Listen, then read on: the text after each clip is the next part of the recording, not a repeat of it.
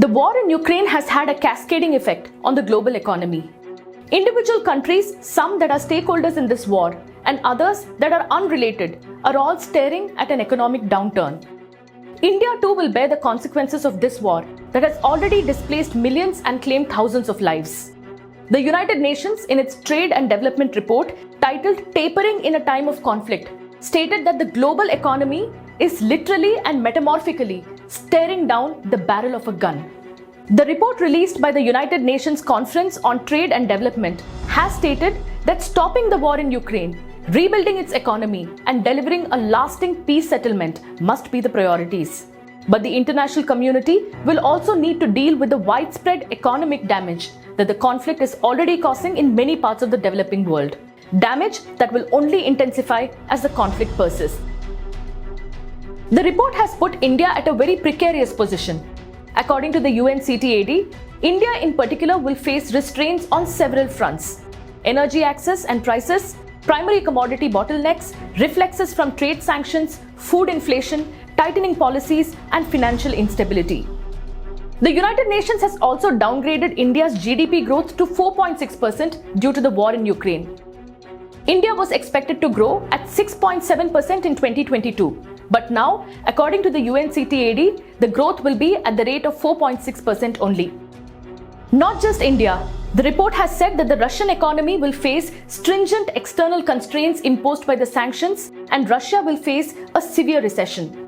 According to the United Nations, in 1 month alone, the war has caused massive devastation in Ukraine, and 3.7 million people have been forced to flee the country, making it the fastest growing refugee crisis since World War II. Apart from the 3.7 million people displaced, an additional 6.5 million people have been displaced within Ukraine's borders. The new report clearly indicates that this war is not Russia's or Ukraine's alone. The ripple effect of the war will be felt by every nation in the world. It will be felt by each individual. The main headline is our downgrading of the projections for global growth this year. We anticipated back in September of last year that the global economy would grow by around 3.6%. We expect it to grow by 2.6% this year, and of course the main contributing factor to that is the war in Ukraine. So the projections for the global economy have been downgraded from 3.6% to 2.6%. Last year it was 5.5%. According to experts, the world economy has been rapidly worsening. There is a rapidly worsening outlook for the world economy. And to think that this year, the year after 2 years of crisis with COVID-19, the average rate of growth of the world economy will be 2.6%, down from 5.5% last year, and down from the projections that were made in the last quarter of 2021. The UNCTAD in its report has also downgraded the growth of the US from 3% to 2.4% and China's growth from 5.7% to 4.8%.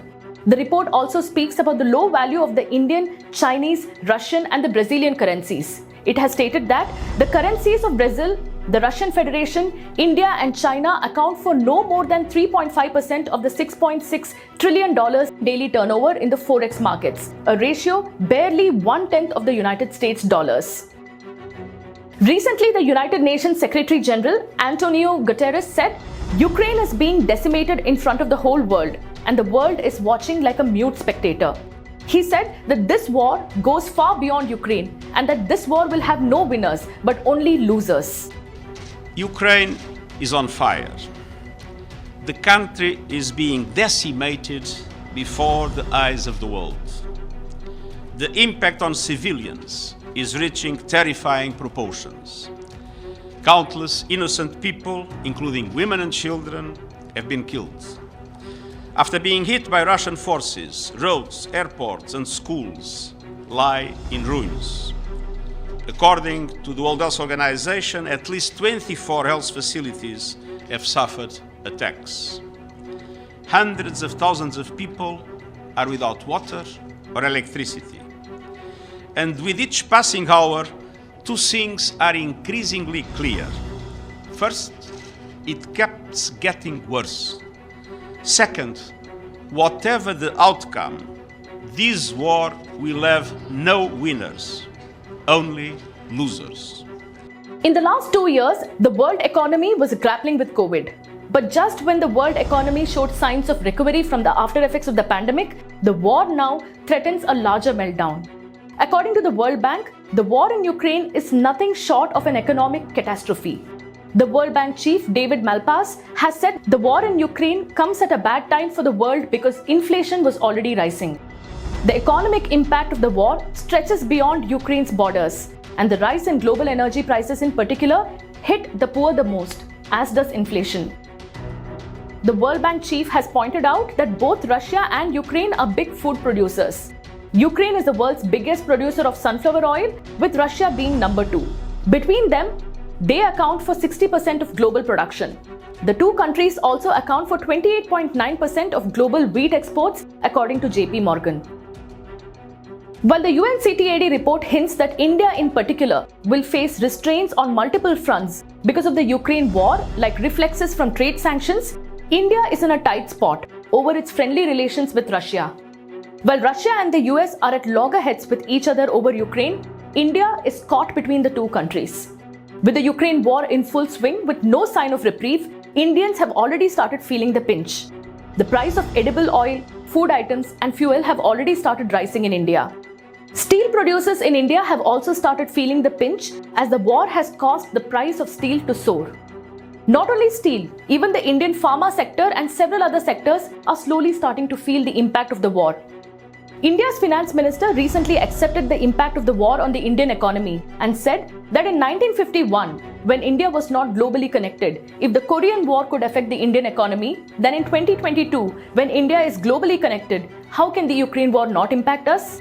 If the oil marketing companies, the oil ministers seated here, think that they're procuring on a 15-day average higher rate, obviously we will have to bear. And this war, which is happening in Ukraine, the impact of that is on all the countries. Supply chains are disrupted, particularly of crude oil and so on.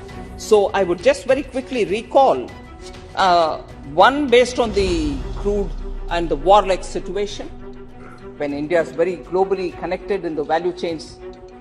If even in 1951, Pandit Jawaharlal Nehru could say that a Korean war can affect Indian inflation, I will have to say it, because war anywhere can affect us. Today in a globally connected day, it will affect definitely.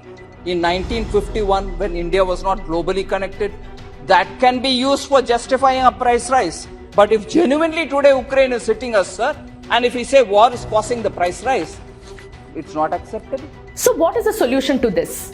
While governments across the world can bring in measures to try to contain the negative impact of the war on their economies, the fact is the only solution to the war is the end of the war. Countries can no longer remain mute spectators. It is time to stop the war before it destroys not just the world economy, but the collective conscience of the whole world. It is time to stop the war before it reaches a point of no return.